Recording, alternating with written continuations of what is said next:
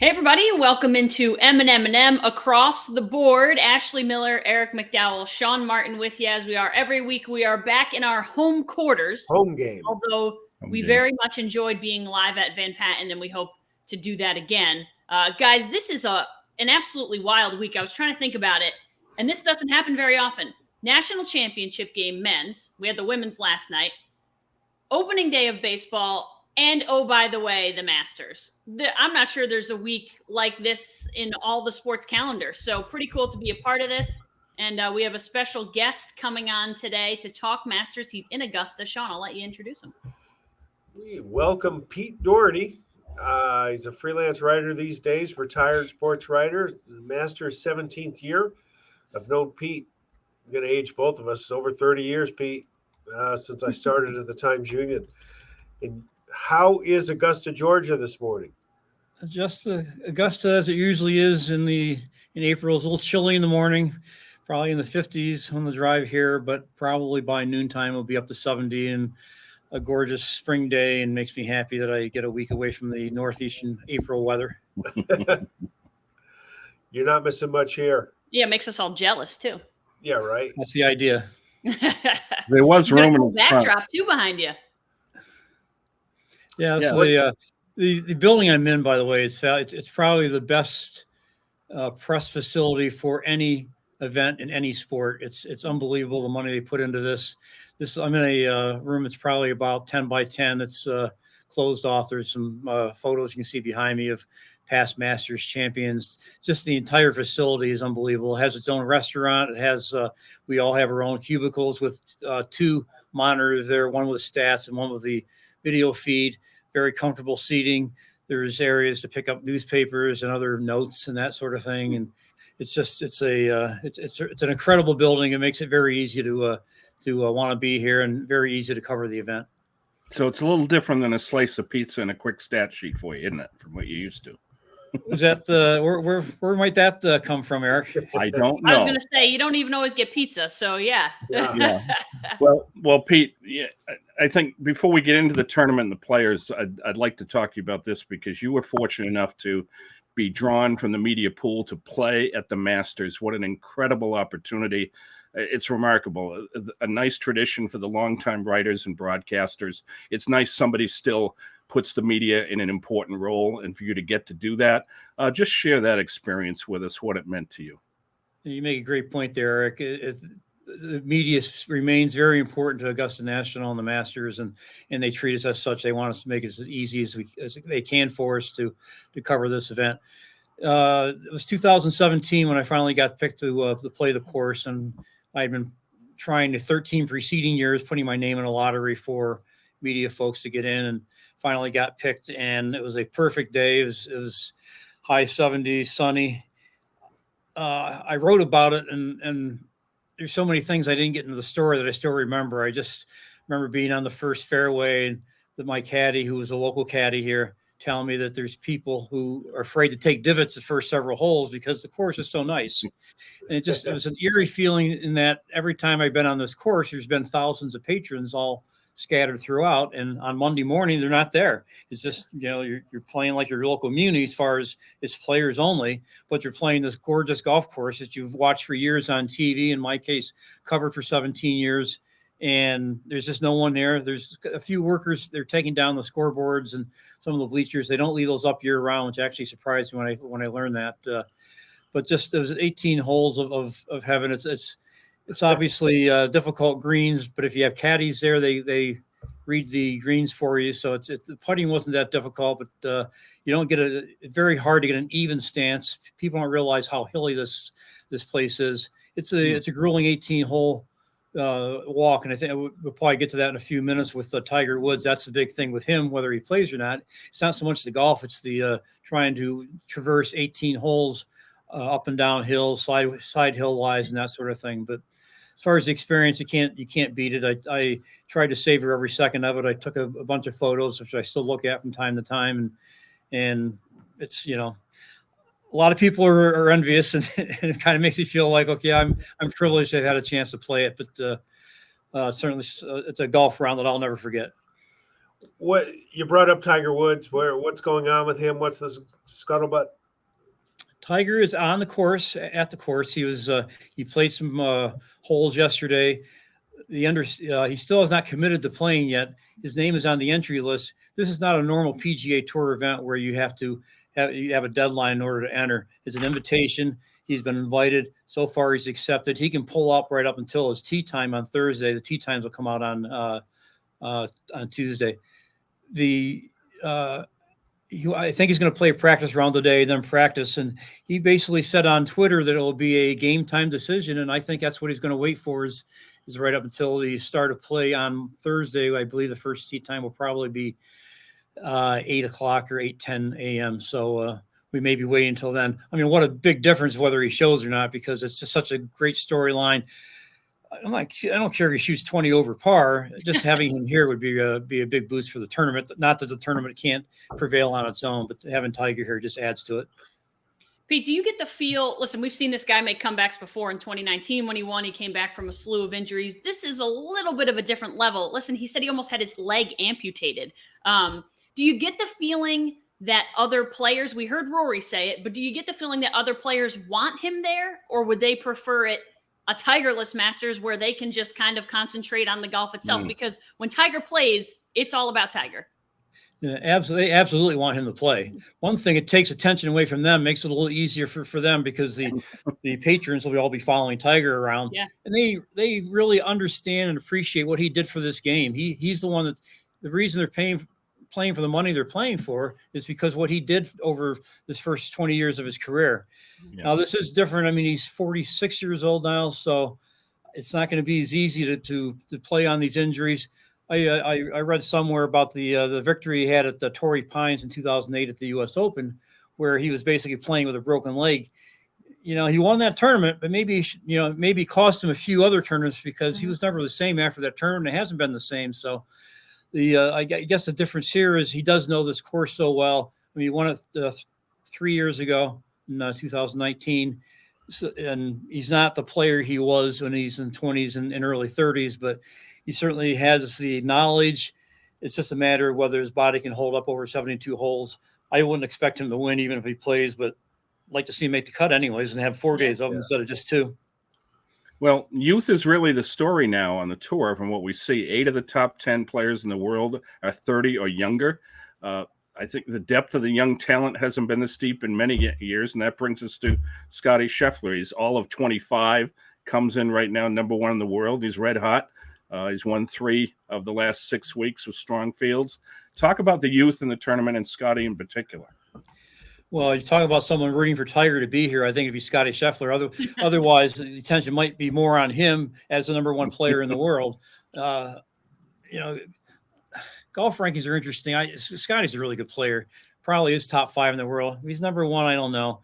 I mean, I like John Rahm better as number 1. I just think he's proven it over a longer period of time. And you like to look at guys that won majors, but there's so many top-notch young players that could win their first major, win their first Masters here at Augusta National. I like Xander Schauffele a lot. I think he's ready to win a major. Not quite so young. Always a storyline here is Rory McIlroy. The only major he hasn't won. He's in his early 30s now. This course is suited for him. You just think one of these years is going to come through, but he puts such tremendous pressure on himself, and he's been in contention in the back 9 on Sunday, not being able to pull it out. Some of these other young guns, I think you have to be careful about whether they can have the stuff to compete. If they haven't been in the hunt before in a major, especially in the back 9 on a Sunday, I think I'm a little skeptical. I sort of lean toward the guys who've been here and done it. Not to say that one of the under 30s couldn't win this, but I would think I'd look for experience, especially here. Yeah, Pete, I always look at this tournament and you see some blasts from the past sometimes, guys that have won there and they're not really at the top of their game, but that seems to Augusta is perfect for them. There's somebody out there in the middle of the pack that's had success here that could jump up and have a big weekend? Probably should have studied this a little bit more. We're a tough crowd. There probably are guys. Every year someone asks me for a long shot of someone that maybe hasn't played here very often is, in the teens or 20s in world ranking. I like Cam Smith from Australia. I think he won the Players' Championship. I think he is a threat here for sure. A lot of people bringing up Bryson DeChambeau. He's coming off injuries, but again, talk about a course suited to a player. He hits the ball so long, he can probably out-hit a lot of the trouble here. But I don't know where his game is in terms of injuries. I'm taking a look here. I've got the list of invitees in front of me. Justin Thomas is certainly a name that's going to come up, and he's an outstanding player. Colin Kawa got his first major at the PGA a few years ago. A really good player, still in his 20s. I think certainly capable of doing something here. I mean, you can probably pull out about 20 or 30 names of guys you think might have a chance. Then you can pull out some names like Larry Mize and Sandy Lyle, who are just here on their Masters exemptions and probably are nearing the end of the road as far as playing in the Masters. But I think it's a 90-player field, 91 of Tiger plays, and I would think 20 or 30 might have a chance to contend on Sunday. Pete, you mentioned Jon Rahm. I think the stat was that he's finished top 10 in each of his past 4 starts at the Masters. Is the short game a concern for him? That seems to be kind of his Achilles heel a little bit. And in a setting like Augusta, obviously you got to play the short game well. That is important. Everybody thinks, you want the big drivers, and certainly you want that, and Rahm has that. But when you're around the greens, if you miss a green, and it's easy to miss greens here, you have to be able to get up and down. And if you don't have the good chipping game, and if you can't make a long putt once in a while, you can struggle here. Obviously, he's not struggled here, but not to the extent where he can get over the hump and win it. But he has the game, and he has the experience in majors. Certainly, it's something we're going to watch out for. Now, in working, or should I say volunteering at serving media in some of these tournaments we've done a few times, you see some of these writers and people just sit in the tent, pound down coffee, and just watch things. But I know you're old school, and you get out there, and you're at the Masters. You want to get out some air and get out there and follow some groups. There's nothing more exciting as a fan, folks, than taking a couple friends and being able to say, I'll catch Ernie Els here or Dustin Johnson and walk around. But of all the coverage that you've had, just give me one of the greatest shots from your memory of coverage. Not when you and I play or with Sean, but your greatest shot that you've seen at the Masters. First of all, I'll never criticize the people that stay in, and I stay in usually in the afternoon. The one thing about the Masters is from a media perspective, it's different than the other major tournaments and any other tournament.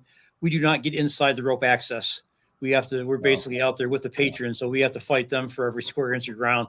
It's not quite as crowded here as it would be at a U.S. Open or even a PGA Championship, but there's a lot of people there. And if you want to follow a major group, it's going to be hard to see. So what I do, I generally go out in the morning and watch players.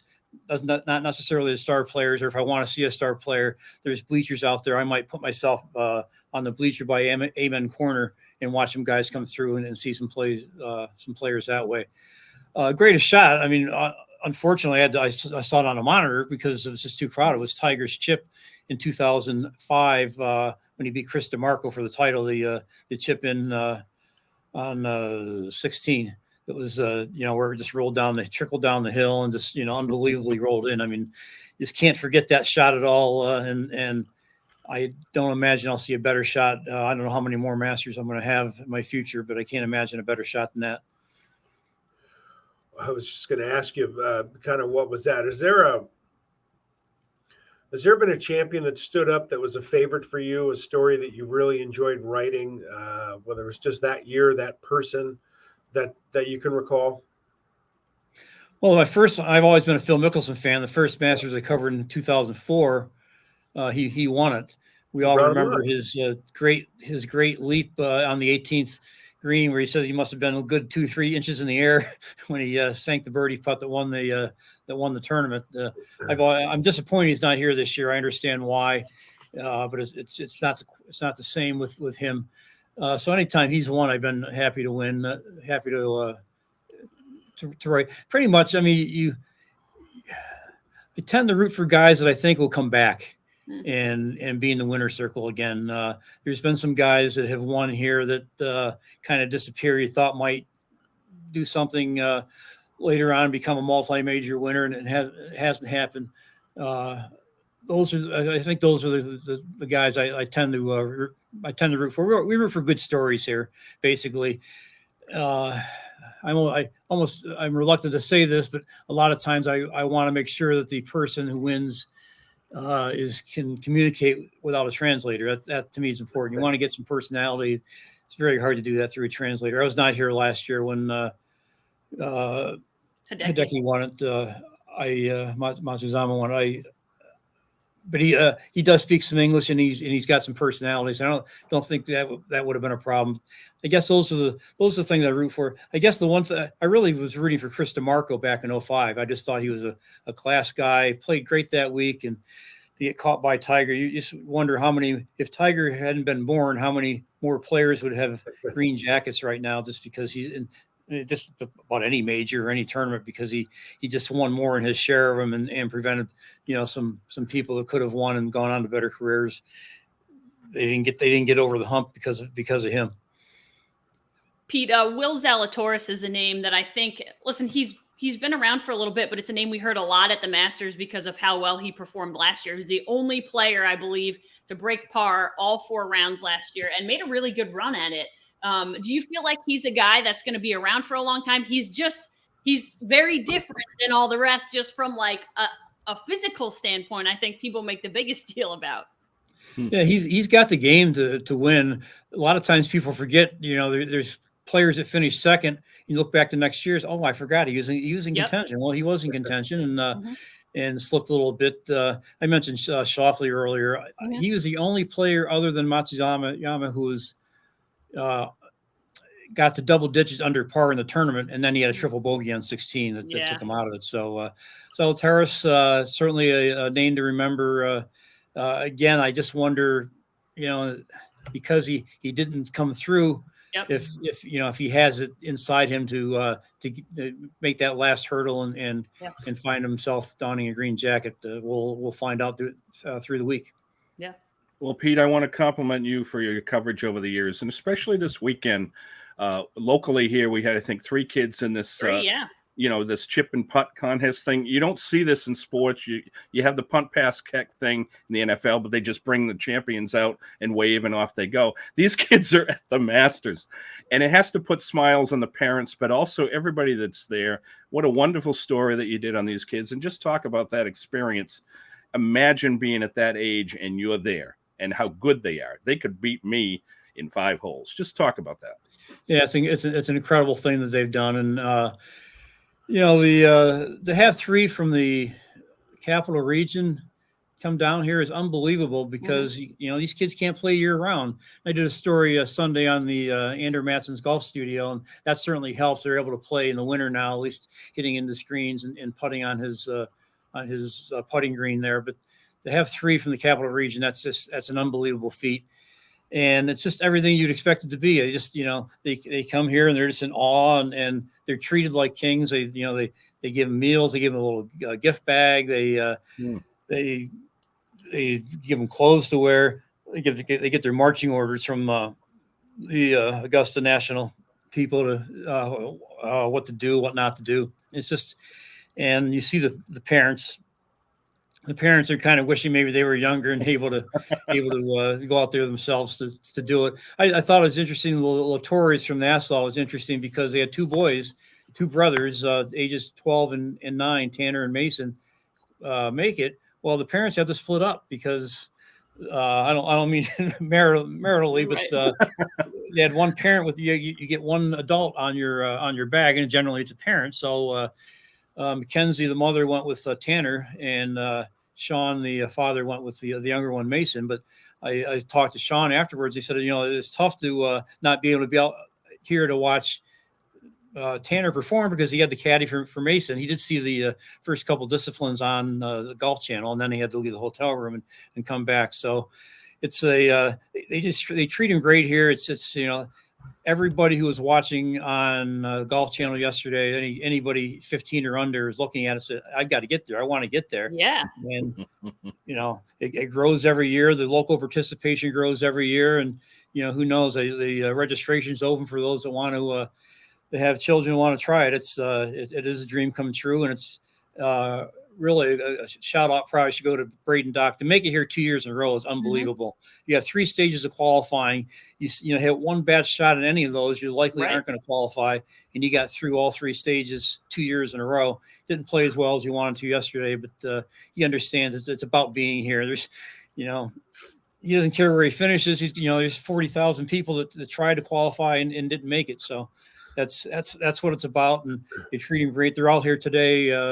I'm hoping to run into them. Maybe they give them a tick to watch a practice round along with their parents. So they're out there trying to find their favorite golfers. Good luck finding Tiger. For all I know, he may be done by now. He's been known to first thing in the morning and try to get here before the gates open, get finished before the gates open. So, but yeah, it's a wonderful experience. I love following him around. That's why I came down early so I could watch it with him and report on it. But it's a great local story to they have 3 people in it. That's unreal. Yeah, 3 of 40 boys nationally to qualify. The percentages, if you think about it, the percentages are pretty, they're, I would say, improbable at the least. But yeah, great showing by them. We had highlights of them on News Channel 13 last night. Really cool stuff. And listen, you got Mike Tirico doing play-by-play of this tournament. Like, it doesn't feel any bigger than this. You're on Augusta National. Mike Tirico's making the call. It's unbelievable. Really cool stuff. Good stuff from you, Pete. I think we appreciate Mike Tirico maybe more than they do because we've seen Mike now for 25 or 30 years and know his roots out of Syracuse. But that is pretty cool. I asked Mason, the youngest one.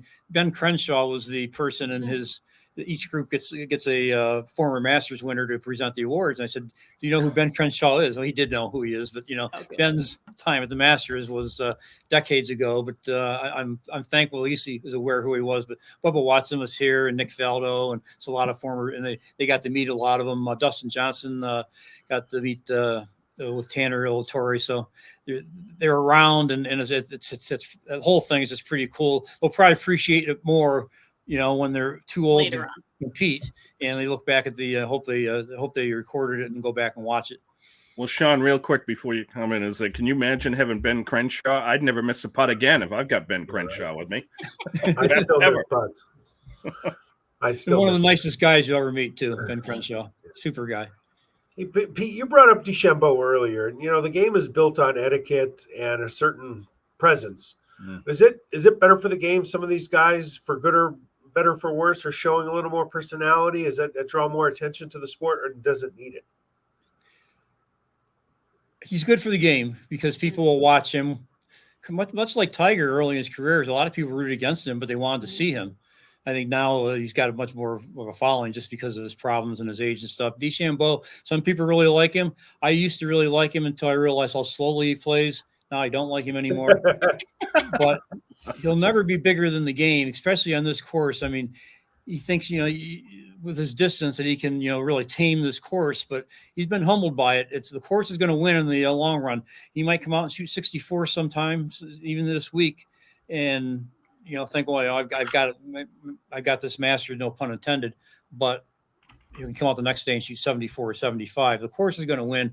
He's good for the game. Personalities are good for the game. I grew up when Tom Watson was one of the prominent players, and Tom did not have a lot of on-course personality. I thought golf struggled in that time because they didn't have anybody to latch onto. They didn't have a Jack Nicklaus or an Arnie Palmer, and there was kind of a lull period until like Seve Ballesteros came along and helped things. Obviously, the Tiger and Phil certainly have helped over the past 20 years. So personalities are good. Whether Brooks Koepka is another guy that some people root against, but again, he's a very good player and exciting to watch. And golf needs those for sure. You need to have the people, whether you root for him or against him, they put eyeballs on the TV set. All righty. Everybody loves a villain, even if they're not really villains. Everybody loves a villain. True. Very good. All right, Pete. We are going to release you to the grounds of Augusta. Yeah, have a great time. Enjoy it. I will try thunderstorms tomorrow, so I better get out there today while the sun's out. Yeah. Thanks again. Hey, quick prediction from all of us. Who do you think? I'm going to take a wild shot and say Victor Hovland of Norway. Ooh. It's I playing like well. I like that pick.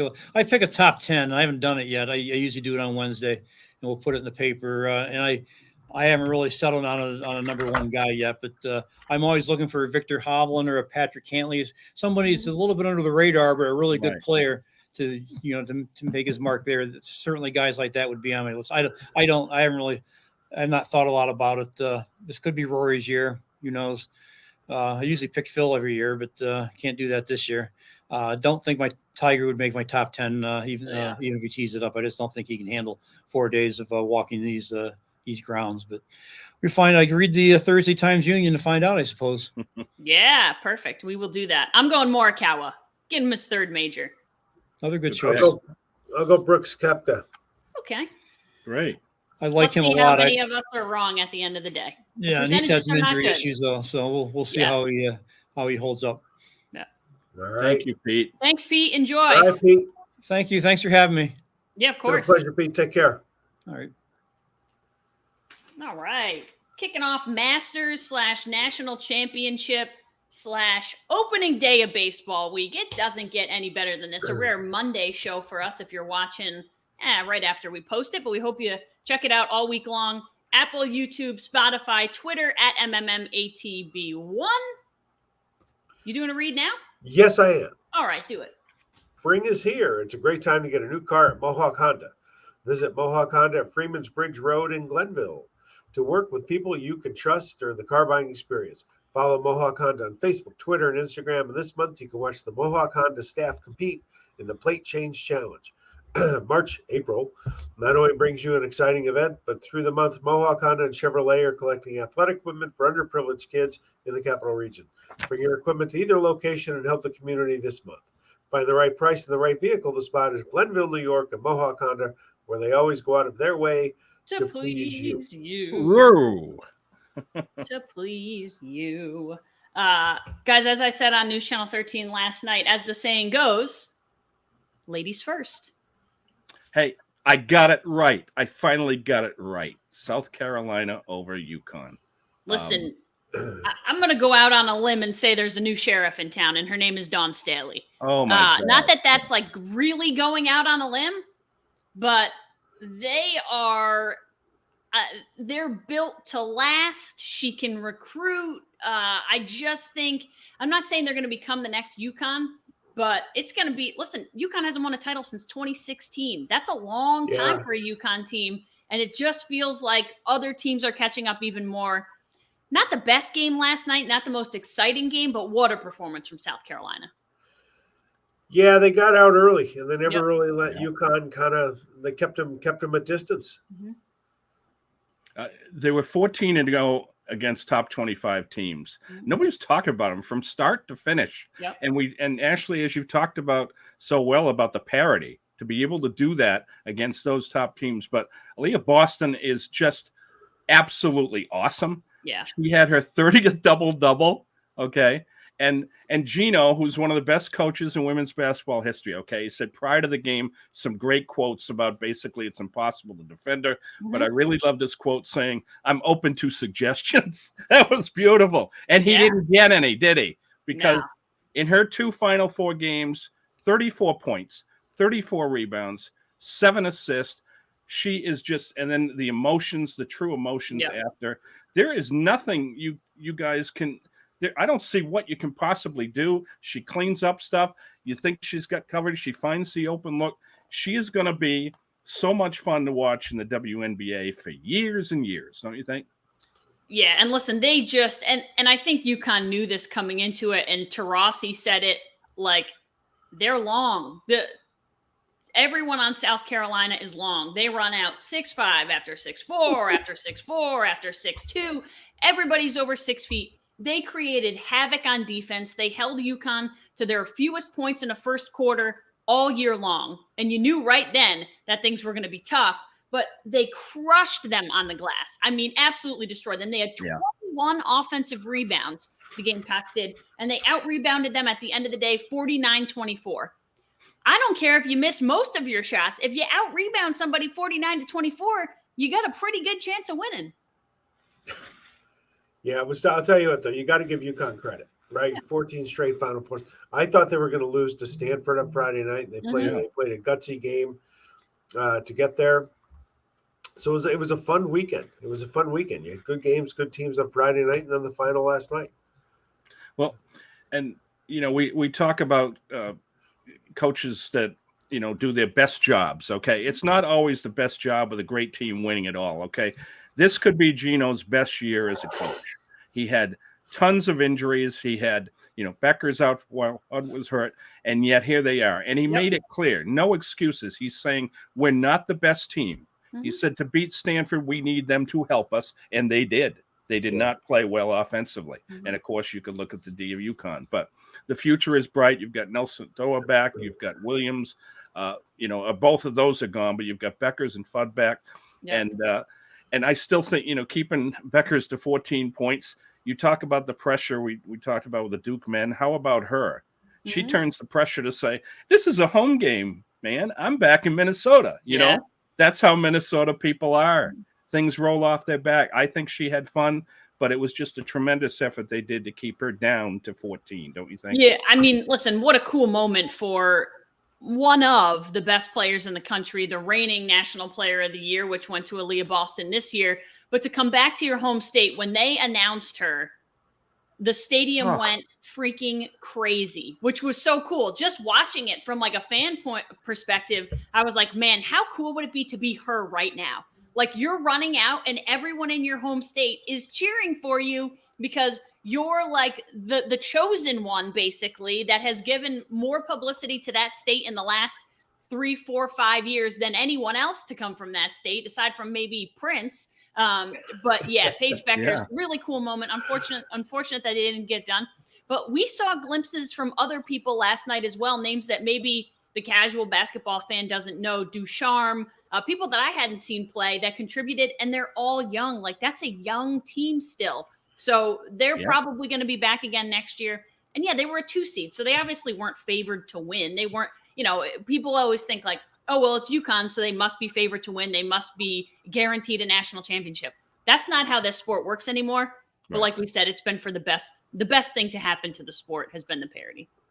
I think the best thing to happen in any sport in the history of the world is North Carolina ending Coach K's career. I think it's pretty close. That was one heck of a transition. I think it's pretty close. Wasn't it? It just won. You beat him in the last game at Cameron, so you have that forever. Sean, you like my colors today? I do love your colors today. Yeah, I got your colors going too. Look at this. This is the Travelers Golf Tournament, none or a Pete, but we're wearing your colors. We're all got our Carolina blue out.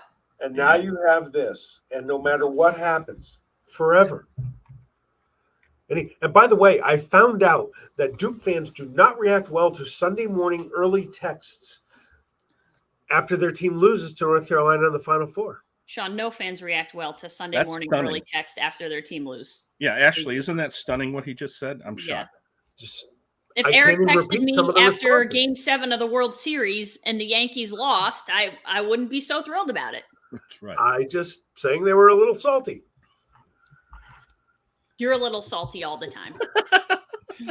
Yeah. When your team loses, you're salty about the A's, which we'll get to in a little bit. Yeah. But yes, I agree with you. Listen, Duke Carolina is everything that is great about college sports. It is like the most wholesome, fun rivalry. And I know they say they hate each other, but it's pretty like fun and jovial at times. So they have a lot of fun with it. We've got the Roy Williams game that we kind of thought about, but this is a guy who's been in his Carolina blue, following them every step of the way. My guess is they keep saying like announcers, oh, he's going to be torn. I don't think he's going to be torn. I think that dude's going to be in his Carolina blue, rooting for the Tar Heels every step of the way. Let me talk about that Coach of the Year issue again, too, okay? Because obviously what a love affair this is with Hubert Davis. The emotions are true. The tears are – who other than Sean Martin would think that they would be here at this point, okay? To me, he's a Coach of the Year because in other sports, as we said, it goes to the top. But who had them here, okay? They were thrown into an 8 seed, the dreaded 8-9 game that everybody expects is gone, okay? How did that work out? And then look at their earlier season in December. How did that all work out? So to me, he's just done a remarkable job. And what a perfect transition. And not many places make transitions and coaches to do what they did there. Absolutely awesome. I don't see how anybody can beat them the way they're playing at this point, Sean.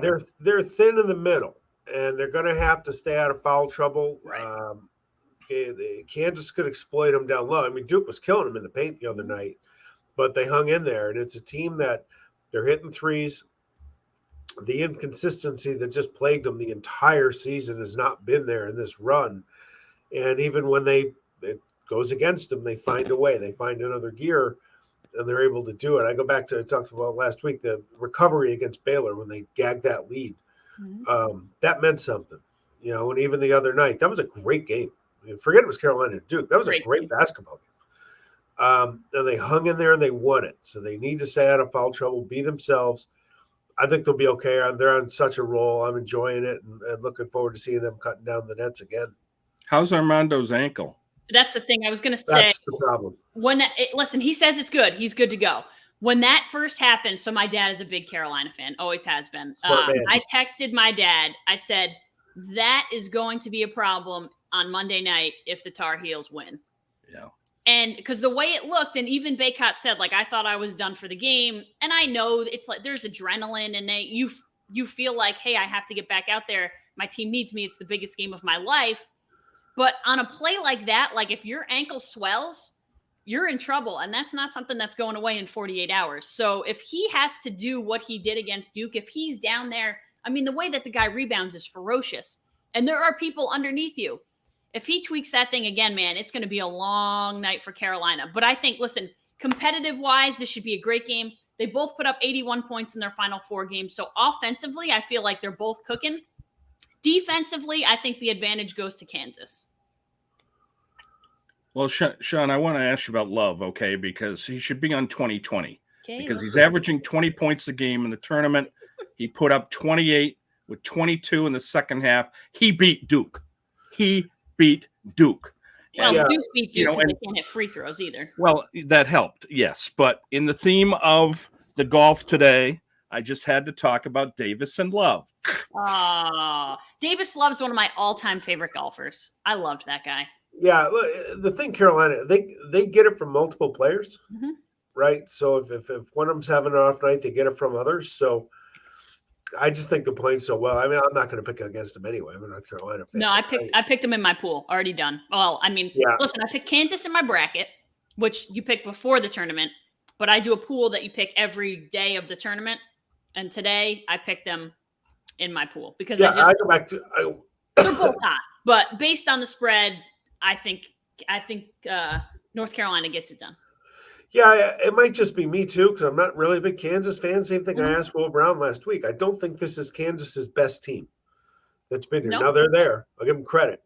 They haven't really had to play any giant killers to get there. They're even Villanova was playing a man short last week. So that's one of the things I'm kind of pointing to where I think Carolina's going to stay hot for one more night.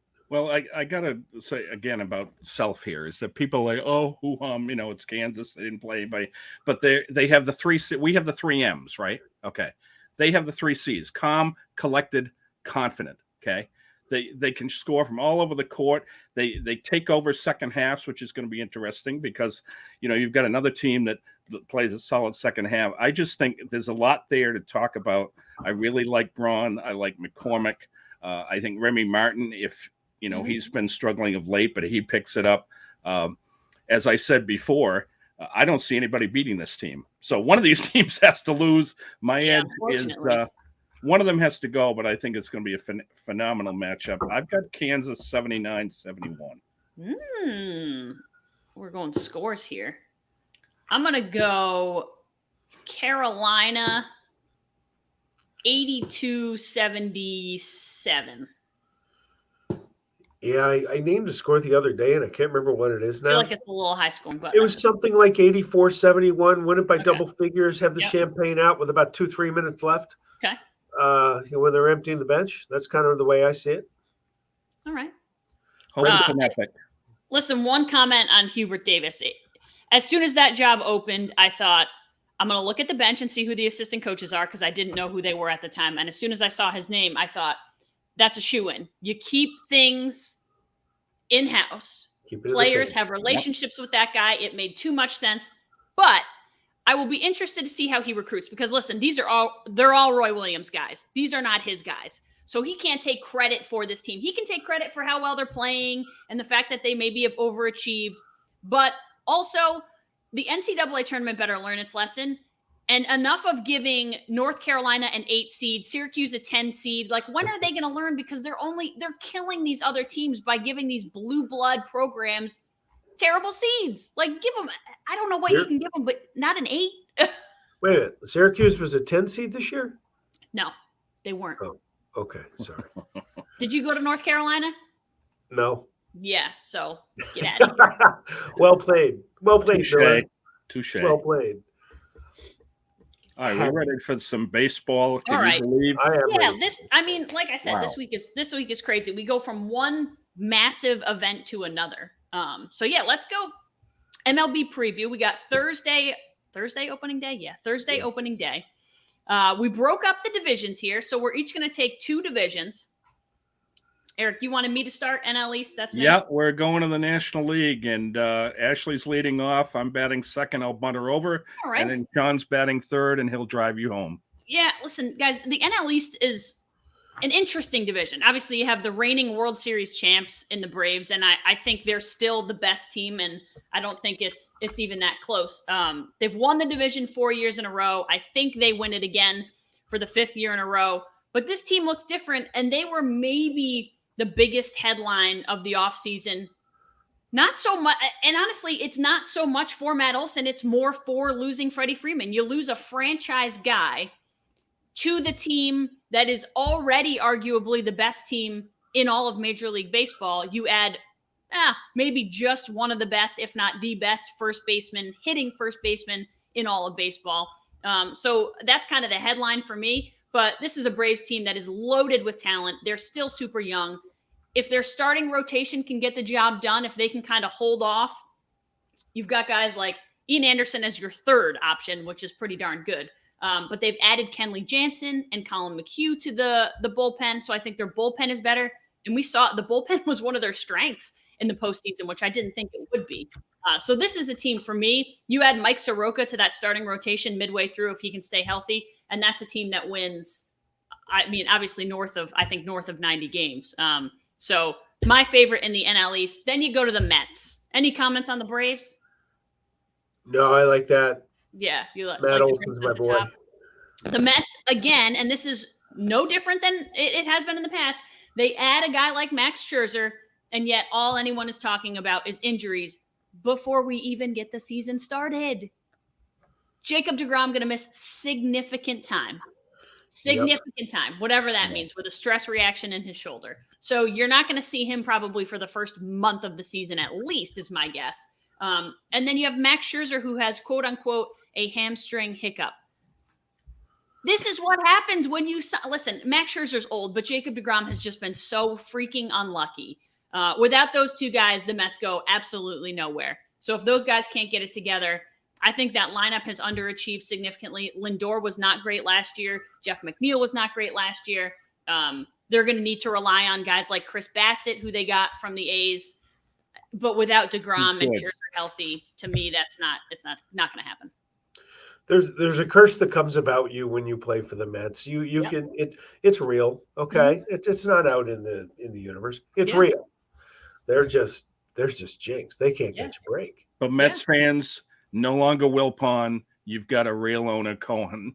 That's the thing to be about. Positive. You've got a great owner with a lot of money. Yeah, and listen, you think about the curse, and there's no greater example than the next team that I would say in this division somewhere in the mix after is the Phillies. You get a guy like Zach Wheeler, who was pretty good for the Mets, who had turned into a Cy Young candidate with the Phillies. He's the guy that they're going to have to lean on. Harper needs some help. He should get it in the form of Castellanos and Schwarber. Yep. Not a great outfield because those guys aren't the most athletic defensive players, but they should be better offensively. And again, Wheeler, he finished second in the NL Cy Young voting last year, 2.78 ERA, 247 Ks in 213 innings. So he's going to be the guy that they rely on. The Marlins, strangely enough, while they might not be great, haven't finished above 500 since 2009. But guys, their starting rotation is one of the most young and exciting starting rotations that I can remember in a long time, specifically for this franchise. Yeah, they have some good young arms down there. Yeah. I don't know how they're going to score any runs. No, but that's the problem. they're building for a couple of years out. But they are doing it. I mean, pitching Alcantara and Lopez and a few other guys. They got a good young hitter in Sanchez as well. Yep. So they're coming. I just look at them and see how Jeter left the team with the reconciled differences or whatever he said. Mm-hmm.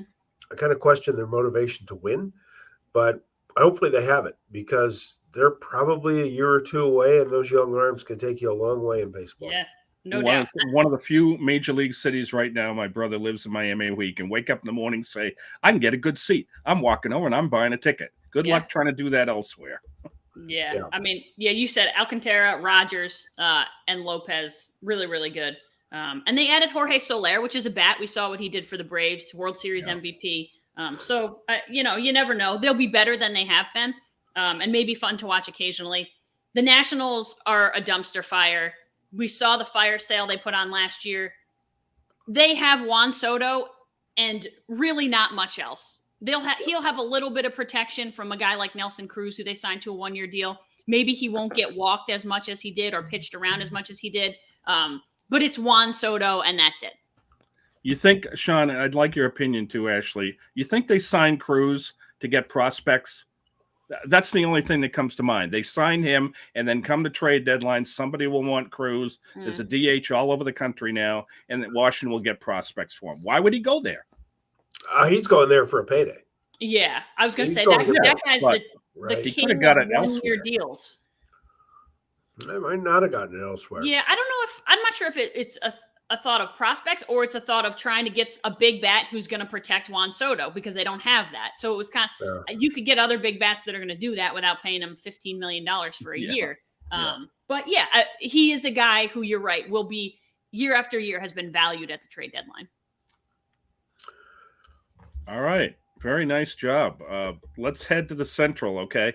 All right. And write this down. This is without a doubt to me, without dispute, no question, the worst division in baseball. Okay. I will explain. Okay.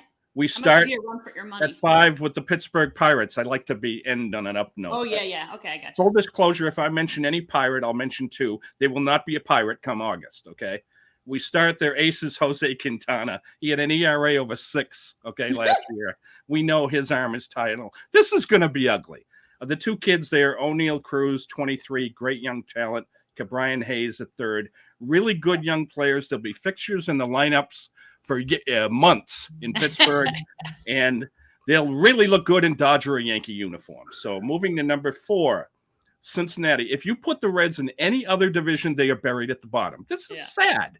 You've heard me talk about it. It's a great tradition. Lovely, beautiful park, oldest pro team ever. Cry me a river, okay? They can't keep Gray. They couldn't keep Castellanos enough.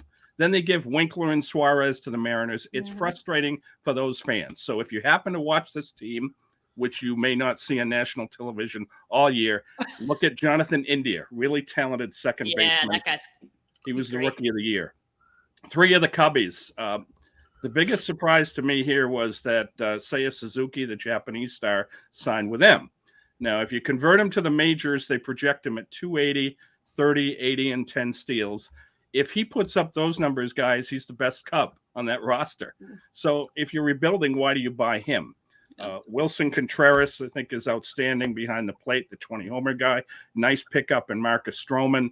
He's got a little pizzazz, okay? Not fun when you're in batting against him, but he's durable. Good pickup. I would have them near the basement if it wasn't for the other 2 AAA teams. So number 2 is the Milwaukee Brewers, and we're talking Corbin Burns. If he's in a big market, are you kidding me? He won the Cy, 243 Ks, ERA under 3, a stud, and then you have Brandon Woodruff, who K'd 219. I think it's the best 1-2 in baseball, because the Mets guys are hurt right now. We all know how great Hader is in the pen. They've really got some solid players there, Urias and Adames, and now they get Renfroe and his 30 homers. And we haven't even mentioned Christian Yelich, who is their big name, but he hasn't played well of late. So that leads us with the Cardinals as number 1. Really look forward to the Gateway City this year. You've got Goldschmidt and Arenado. They combine for 65 and 204, and they're great defensively. O'Neill's a great player. Steven Matz, maybe there's something that he could help with too. And of course, the farewell tour this year will be Wainwright, Molina, and Albert. There's going to be many a great day for the Cardinal way in 22. So now we'll catch the plane west for Sean. Yeah, real quick. I like the Brewers because of their third guy, Freddie Peralta. Yeah, I was going to say it's a close. I think that division, it's close for me. But I might take the Brewers too. Yeah, I'll do what Eric did out in the NL West. The Diamondbacks and the Rockies. I'll go with thanks for playing. No, it's okay. It's okay. I'm gonna flip it around on the AL. Okay. So there's no rules. Nope. D-backs, Rockies. Thanks for joining. You know, enjoy your 6 months. See you. Bye. Trying to figure out the Rockies. Are you going to rebuild or are you going to sign Chris Bryant? Not a bad choice. Bizarre. You should have a good year, but so bizarre. I don't think they know what they're doing. And if you're him, why do you do that? Money. I know, but you can get money from a lot of other teams. Money. Right. You got more from them. Yeah. The Giants. I got to say this about the Giants. They know how to pitch. Mm-hmm. Their program, they take in all these guys that don't do well. Anthony DeSclafani was the guy last year, just terrible for the Reds for years. He had a great year last year. We'll see what they can do now. Logan Webb stepped up and won a whole bunch of games the second half of the year. Can't rule them out. But the Padres, they got my boy Sean Manaea yesterday. If they can keep Tatis off a motorcycle and keep him healthy, I think they could have a big year. But in the NL West, it's the Dodgers world. Everybody else is just living in it. They're over 99 wins this year. They got even better. Something happens to them in October. I'm not sure what it is each year. I know they won a world title a couple of years ago in the COVID year, but something just seems to go wrong with them in the short series. But they're going to be there because they are that good. And they're talking about this lineup being the best lineup in the history of baseball, which is a bit of a stretch given the Yankees Murderers Row group, but still pretty good, certainly modern day. I mean, there's no flaws there for the Dodgers. So they're the class of Major League Baseball until somebody can take them out. Well, I got a question too. Is Kenley left the Dodgers like Freeman of the Braves, and do you think Kimbrel now back in his regular role with the Dodgers can be effective again as a closer? Yeah. I do. I do because Kenley Jansen was very unreliable the last couple of years. Yep. He was no sure thing. Blake Trinan had to kind of help him out a little bit. And I think getting Kimbrel now, a reinvigorated Kimbrel. Yeah. You go from sharing duties or being a setup guy in the White Sox to being the closer for the Dodgers. Yeah, you're going to be fired up. I think he's going to have a great year for them. Yeah, me too. And I did think that's the thing is they're so good that they're like, nah, you know what? Kenley Jansen can walk, and we're going to trade A.J. Pollock, and we're still the best team because we added Freddie Freeman, and then we just took in Craig Kimbrel, and we have these guys who you literally cannot pitch around anyone because you pitch around one guy and you bring up the next. Like that lineup is absurd. It's absurd. It is. So we'll go to the junior circuit now, and I will catch the red eye, and we're in the American League East. So number 5, Stunner, hold your hat. Orioles, duh. Okay. The big offseason addition was Runyed Odor. Okay. Yeah. Think about that. All right. That was the big star. He's famous for the Will Smith contact thing he did with Batista at second base a few years ago. Trey Mancini, the great answer story comeback. It's all about the future. Rushman, the great young catcher, he'll be up soon. When you go to Baltimore, though, beautiful park and get some of Boog's barbecue. That's the highlight of your night. Number 4, hold on the hats. Yankees. Yeah, I agree. You do? Good. Okay, really? Because if healthy, I don't want to hear it anymore. If you're healthy and getting asked if you're healthy, then you're not healthy. Judge and Stanton, of course, but the numbers they could put up, I think it's more important about what talent and Severino can offer. If they're full strength behind Cole, I think the trade was excellent with the Twins, addition by subtraction with Sanchez. Kiner Falefa, I've always been a fan of him at short, and he adds speed. Donaldson at third, give him some DH at bats. This lineup is loaded.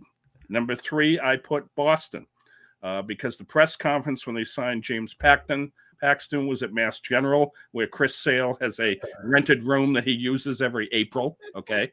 Waka, high ERA. Rich Hill is about 100. I think he pitched to Ty Cobb. All right. So they do have veterans. Trevor Story, though, finally pleased the fan base. and he's got some great numbers, adds some speed, and the guy is willing to take the second base role. He's not playing any of that game. He said, I'll come here and I'll play second base. Number two, go ahead. So offense carries despite a subpar rotation. Is that what you're telling me? Yes, but I think the two of them will be 3-4, 4-3. I think that's going to be really – I do think the Sox could sneak in and get a wild card, but they'll be playing golf by end of September. Yeah. Number two – or end of October. Number two is Tampa. Why are we asking that they get picked high anymore? I mean, we have to get our head out of the sand and forget how great they are. And now Wander Franco, he's a generational talent. The Tampa Bay Rays, with their attendance every night and the money they have, 11 years for this kid. That is an awesome statement to those fans. He's a stud. I like the young arms, McClanahan, and if Baz gets back, he's a little hurt right now. They could win it. But number one, you have to go with Toronto. I mean, seriously, it's got to be the best lineup in baseball. Look what Vlad did when he hit Weight Watchers and what happened to him. Bichette has become a 5-tool talent, already eclipsed his dad. Springer did 22 homers, didn't even play, had more than 300 at-bats. Teoscar Hernandez, another guy under the radar. They are just loaded. Great pickup in Jose Barrios. My neighbor, a Twin fan, still is angry about that. And Kevin Gausman, who knows? Did he turn his career around as a Giant? Can he keep that up? On paper, on the field, this is the team, I think, that wins the East and the American League. What do you think, folks? Listen, I have them. My World Series matchup is Dodgers Blue Jays because I'm going to go heavy favorites. I just think this is the year that the Blue Jays finally get over the hump. They've made significant additions. I think they're the second best lineup in Major League Baseball, only to the Dodgers. But between pitching and lineups, these are the two best teams. And it's far and away for me. The Dodgers and the Blue Jays, far and away. Yeah, I like Toronto. I think the Yankees will finish second. I think Boston's worse than you think, Eric, because Trevor Story, I'm not sure about you take some of these guys out of Colorado, it just doesn't seem to happen. Arenado's been good. Are they worse than the Yankees? Arenado's been good, but not what he was in college. There was a regression. Story's road and home splits were worse, more widely separated than Arenado. So I don't know how he's going to do. He's in a hitter's ballpark, but that pitching staff's going to be a disaster. So I like the Yankees too. I have Toronto in the World Series as well. I didn't want to take the Dodgers just because I didn't want to. So I threw San Diego in there and Tatis gets healthy. They got some good players, good lineup. So I have them going to the World Series from the NL with Toronto winning. All right. To the AL Central.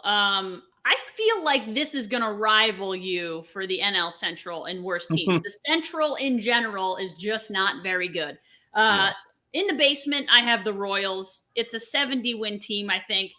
Listen, Sal Perez hit 48 home runs last season. He's not going to do it this year. This is a different team in that they're all about like contact and base stealing and running fast, not like the rest of the world, but they don't have the power outside of Sal Perez. So enjoy Bobby Witt Jr. There's a really good chance he's going to win AL Rookie of the Year, but other than that, I'm totally disinterested in the Royals. On to the Cleveland Guardians. The biggest deal about Cleveland this year is that they changed their name, and this is the first season that Cleveland will be the Cleveland Guardians. Other than that, Jose Ramirez is one of the only redeeming qualities of that team. He is a 29-year-old stud. He does it all. 36 homers, 27 stolen bases last year. He's the guy, and you wouldn't expect it really from him, but he's the kind of guy who every team would love to have. They need a lot more from guys like Ahmed Rosario and Josh Naylor. They got to take that extra step. I just don't think it's going to happen. So Cleveland after the Royals for me. Then the Tigers. 5 straight losing seasons for the Tigers. They've made a ton of additions. It'll be interesting to see how that all plays out. You add a guy like Javi Baez, who we've seen can be way up here or way down here.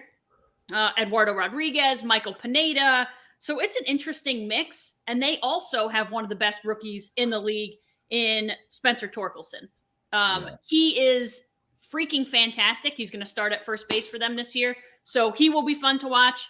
But again, just not much. I'm not putting much behind the Tigers, maybe 75 wins for them. The Twins also, listen, this division has done some good things for itself. I just still think they're pretty bad. The Twins have made moves. Eric, you talked about the trade. I like the trade for both teams with the Yankees. I like the Twins getting Sanchez and Gio Urshela. I will miss Gio Urshela terribly, but they need Byron Buxton to play out of his mind, which he did last year. But or just play.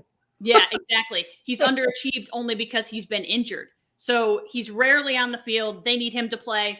They got a guy like Carlos Correa, which I think was a really big surprise move by the Twins. So they're better, but not great. And the far and away winner of that division should be the Chicago White Sox. You got Lucas Giolito and Dylan Cease. Giolito's a stud. He can do it all.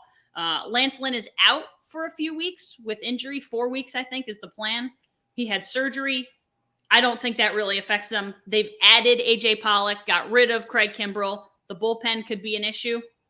But, yeah, I love that lineup as well. They're young. Luis Robert. Those guys can freaking power the ball. So, for me, they win that division running away. But I don't think they're as good as most of the other division champs, to be honest with you. Sean, I was going to say the one player I really hope will be back and healthy is Shane Bieber.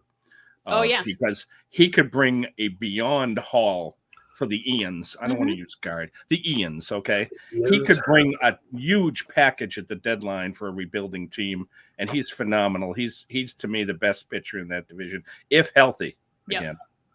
Well, they're on the same boat with Pittsburgh, Baltimore, and Oakland. That's the failure of the new CBA, no salary floor. All those guys are in the $30 million range. Yep. You're kind of holding Ramirez hostage. Hopefully he can get something. Bieber's got to prove he's healthy. I wanted to pick the White Sox to go to the World Series. I just couldn't. I think Toronto's so good, but they're easily the class of that division. Yeah, the Central's bad.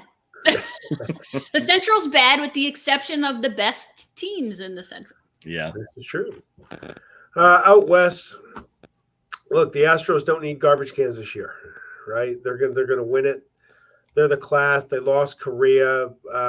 We'll see with the Mariners. They had a good year last year. They added Robbie Ray. I'm not a big Robbie Ray fan, but he won the Cy Young. So what do I know? But Mitch Haniger, they got a great young player in Rodriguez. Theirs had made the team, announced this morning. So I think a lot of good things going on in Seattle. The Angels, no, they don't know what they're doing, right? They have Trout's one of the best players in the game. Sorry, interrupt. Okay. Ohtani is obviously great, but they don't have any pitching. They don't have any depth. They don't have a clue, and that's kind of what it is. Texas, they obviously got a lot of cash, right? They gave all that money to Corey Seager, but I don't see it, right? Maybe they're trying to build and get a player now and try and build something for the next year or two, bring in some more players. I don't see it with the Rangers and the A's. Hold on, Ashley. Hold on. I'm done. I feel really bad for you. Really bad. I'm D-U-N done. Yeah. Done. I don't blame you. Oh, please. Oh, God, help us. I'm done. Can you could you do like this to your camera? Could you do that for us? I'm going to kill his video. Okay. Too late. Done. I'm done. Yeah. Done. Yeah. It's awful. It's just awful. It's really bad. It's awful. And the billionaire that runs it like a thousandaire. I've said it a million times.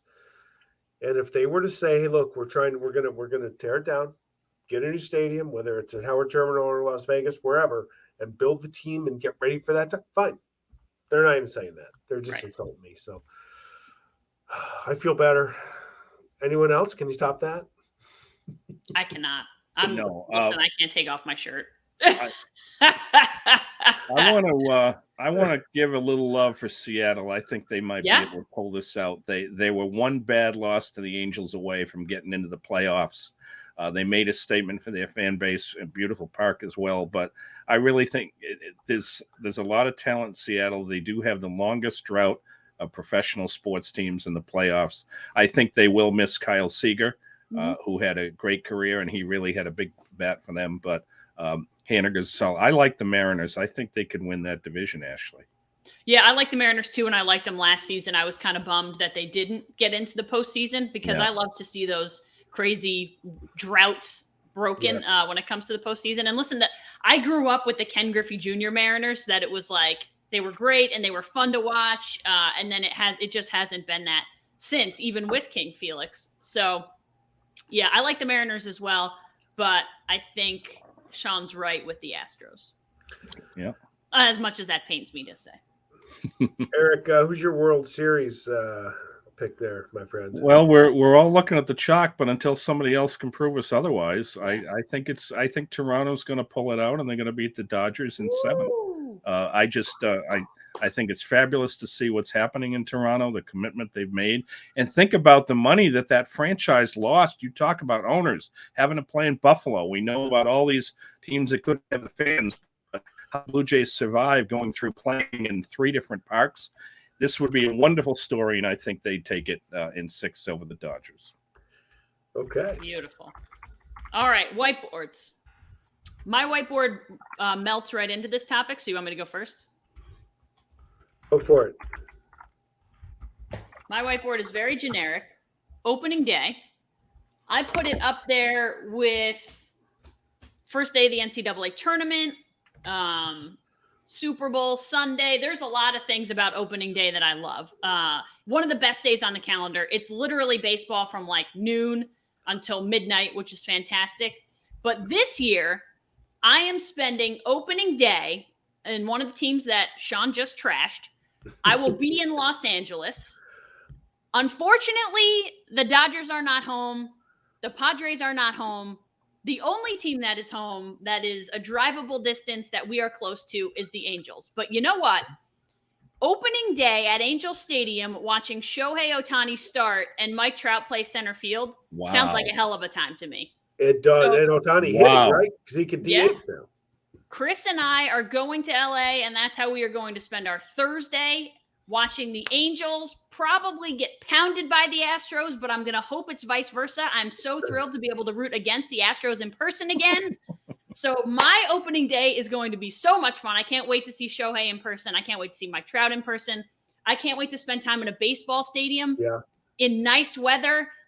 To me, there is nothing better than a baseball game. Nothing. I'd rather see a baseball game in any stadium in the country than like an NFL game. So I'm so pumped. I'll send you guys pictures. I'll let you know how it is. I might have an Ohtani jersey when I come home next week. I'm jealous. That sounds like an awesome way. Yeah, Major League Baseball opening day. It's like you just wait for the games to come on, and that's half the reason I have a TV in my office so I can watch daytime baseball. It's fantastic. It's so funny. When we were making this trip and planning it all out, Chris was like, okay, we have 6 days or 6 days and 6 nights, whatever. He was like, I need a list of things that you want to do because I've never been to California. Mm-hmm. I need a list of things you want to do. Do you want to see the Hollywood sign? Do you want to go to the Walk of Fame? Do you want to do this? I was like, I want to see a sporting event. And he was like, really? I said, yes. So we looked up Dodgers and we looked up all those teams. Honestly, I looked up UCLA's softball schedule to try to go to a UCLA because I would love to see major Division I softball. They're also not home. So if the Angels are like my plan D, that's okay. It's baseball. Have a great time. It is. You're going to love California, and you're going to love coming home. I'm so excited. The weather's supposed to be great. All right. Mind if I go, Eric? Go ahead, Sean. Play nice in the sandbox. Who could I be speaking of? How about the coach firer, Tom Brady? Right? I'm gonna retire. Then I'm gonna leak that I didn't get along with Bruce Arians, and everyone's gonna feel sorry for Tom Brady that he's in retirement with all his millions. And then, I think he tried to find a deal somewhere and couldn't. And Tampa talked tough and said, well, if he's going to play, he's going to play here. That's the way it goes. So he goes back to Tampa, announces he's going to play again. And then the rumor comes out that he's being traded to Miami, and he's trying to foster that, and Tampa still wouldn't budge. And next thing you know, we get home from our live remote the other night, and Bruce Arians is retired as coach. I mean, my God. I mean, look, the guy was a PR masterpiece for 20 years in Foxborough. But now I think some of his true colors are coming out. I think he's a petulant, spoiled child. He's always gotten everything he wanted, and he just got his coach fired.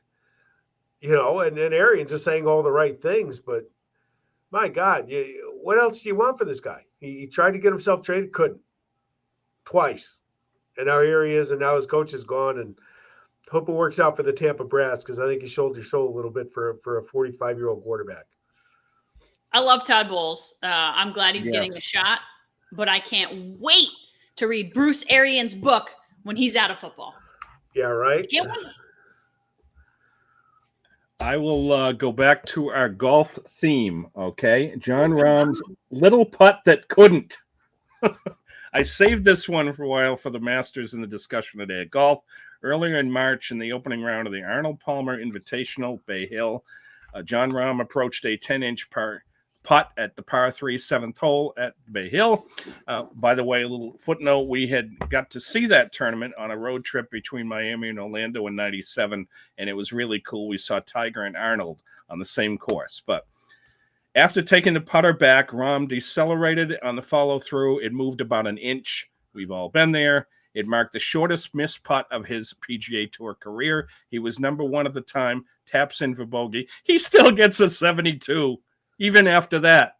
Talk about clearing your head.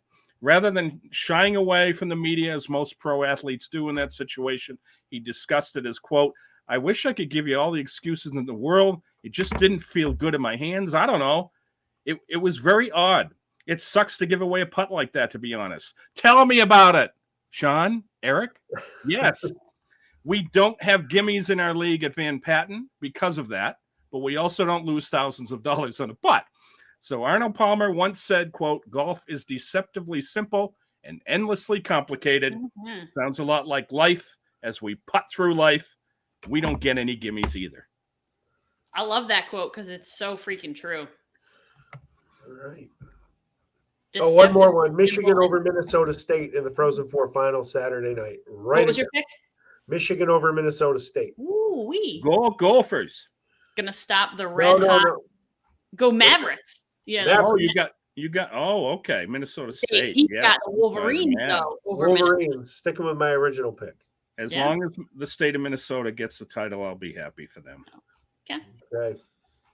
All right, boys. Well, we'll see you next week when I return from Cali. Hopefully, I'll be tanned, and have done some fun stuff. You guys hold it down here, and I'll see you next week. Sounds Have a great good. time. We'll see Thanks ya. for joining us. Thanks for watching. I got to cut the tags off this thing if I'm going to wear it like this.